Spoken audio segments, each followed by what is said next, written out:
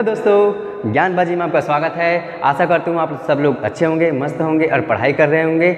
आज हम केमिस्ट्री की क्लास की शुरुआत करेंगे, जिसमें मैंने केमिस्ट्री का एक टॉपिक लिया है पदार्थ। तो आज हम लोग पदार्थ के बारे में समझेंगे कि पदार्थ होता है क्या है, उसकी पूरा बेसिक कॉन्सेप्ट के बारे में सीखेंगे कि क्या होता है, क्या उसकी प्रॉपर्टीज़ है, क्या कैसा है, सब चीज़ सीखने वाले हैं एक ही क्लास में। तो चलिए इस क्लास को शुरू करते हैं। देखो, केमिस्ट्री वह विज्ञान है जिसके माध्यम से हम लोग किसी भी पदार्थ का संरचना कैसी होती है, उसकी प्रॉपर्टीज़ कैसी होती है, उसमें क्या क्या परिवर्तन होता है, इसका हम लोग अध्ययन करते हैं। उसको ही क्या बोलते हैं हम लोग, केमिस्ट्री बोलते हैं। तो देखो, पदार्थ मतलब ये जो यूनिवर्स में, पूरे ब्रह्मांड में जो भी चीज़ें हम लोग देखते हैं ना, वो सब क्या है, पदार्थ ही तो है।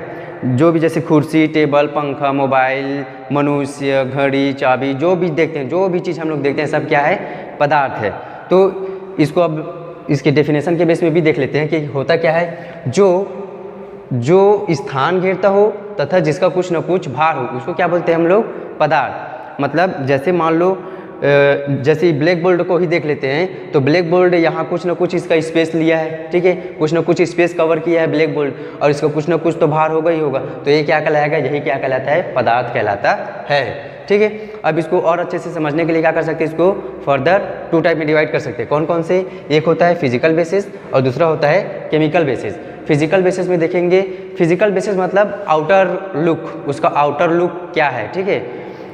तो इसको देखेंगे तो सबसे पहले फिजिकल बेसिस में इसको 3 टाइप में डिवाइड कर सकते हैं। कौन कौन से, एक होता है सॉलिड, दूसरा होता है लिक्विड और तीसरा होता है गैस।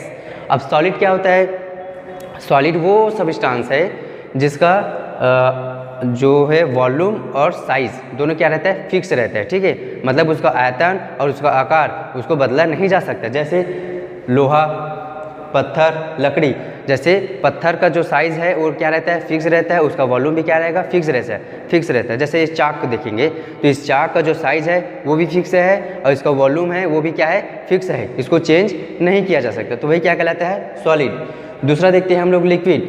लिक्विड क्या होता है, लिक्विड जैसे इसमें हम लोग क्या कर सकते हैं, इसका वॉल्यूम तो फिक्स रहता है लेकिन इसका साइज़ क्या होता है, फिक्स नहीं रहता है, इसका शेप फिक्स नहीं रहता है। मतलब इसमें ये परिवर्तनशील होता है। जैसे इसको किसी कंटेनर में लेते हैं, मतलब इसको जिस कंटेनर में लेंगे ना, वो उसी कंटेनर का रूप ले लेगा। जैसे मान लो इसको हम लोग गोल बर्तन में लेंगे तो इसका मतलब आकार कैसा हो जाएगा, गोल हो जाएगा। लंबा बर्तन में लेंगे तो इसका आकार लंबा हो जाएगा।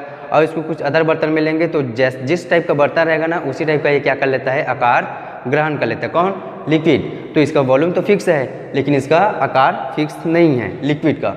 तो लिक्विड में किसको किसको ले सकते हैं, जैसे पानी है, जैसे दूध है, जैसे तेल है, ये सब क्या है, इसका वॉल्यूम फिक्स रहता है लेकिन इसका साइज जो है फिक्स नहीं रहता।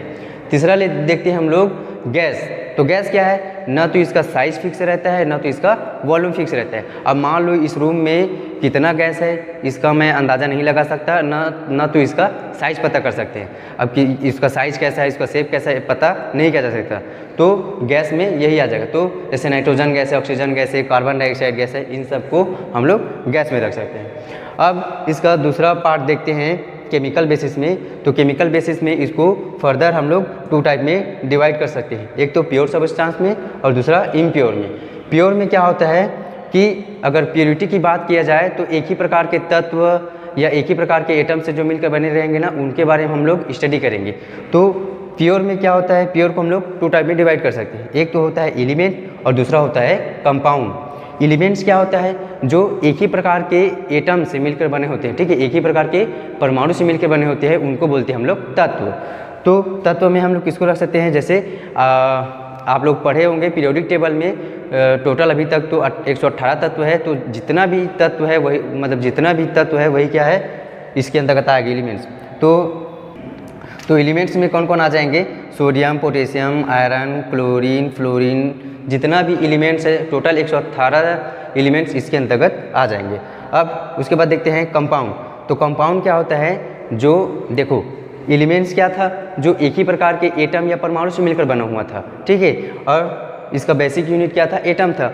अब कंपाउंड क्या है, जो एक या एक से अधिक तत्व जब आपस में एक फिक्स रेशियो में रहेंगे ना, ऐसा नहीं कि कुछ तत्व ले लेंगे, इधर से कुछ तत्व लेंगे और मिलाकर बना देंगे कंपाउंड, ऐसा नहीं बनता। इधर से कुछ कंपाउंड मतलब एलिमेंट्स आएंगे और इधर से कुछ एलिमेंट्स आएंगे, वो एक फिक्स रेशियो में आपस में कंबाइन होते हैं, तब जाके बनता है क्या, कंपाउंड, इसका एक सूत्र रहता है, सूत्र के माध्यम से ही क्या बनता है, कंपाउंड का फॉर्मेशन होता है। जैसे H2O, ऐसा नहीं कि इधर से 3-4 हाइड्रोजन ला दो, उधर से 2-4 हाइड्रोजन मतलब ऑक्सीजन ला दो और आपस में मिला दो और हाइड्रोजन मतलब वाटर बन जाएगा, ऐसा नहीं है।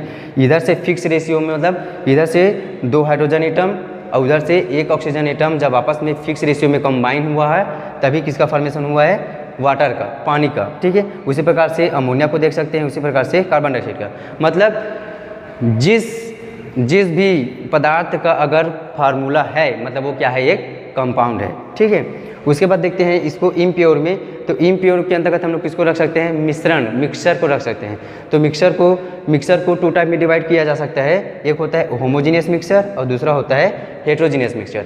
होमोजीनियस मिक्सचर होता क्या है कि जिसको फर्दर अलग नहीं किया जा सकता, एक बार मिलाने के बाद उसको अलग नहीं किया जा सकता, उसको क्या बोलते हैं हम लोग, होमोजीनियस मिक्सचर। जैसे मान लो पानी में मैंने शक्कर को घोल दिया या तो नमक को घोल दिया, तो नमक को घोलने के बाद उसको फर्दर अलग नहीं किया जा सकता, ठीक है, उसको बोलते हैं हम लोग होमोजीनियस मिक्सचर। जैसे नमक का पानी में घुलना, ये क्या है, होमोजीनियस मिक्सचर। हेट्रोजीनियस मिक्सचर क्या होता है, जिसको पानी से अलग मतलब घोलने के बाद उसको अलग किया जा सकता है, उसको क्या बोलते हैं हम लोग, हेट्रोजीनियस मिक्सचर बोलेंगे।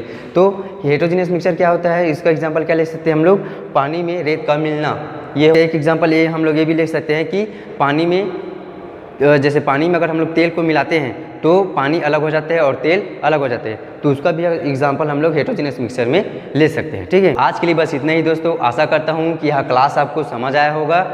क्लास में हम लोग एलिमेंट्स और कंपाउंड को और अच्छे तरीक़ा से मतलब डिटेल में समझेंगे, ठीक है। मस्त रहो, पढ़ते रहो। अगर वीडियो अच्छा लगा तो लाइक करो, सब्सक्राइब करो और अपने दोस्तों को शेयर करो। Thank you.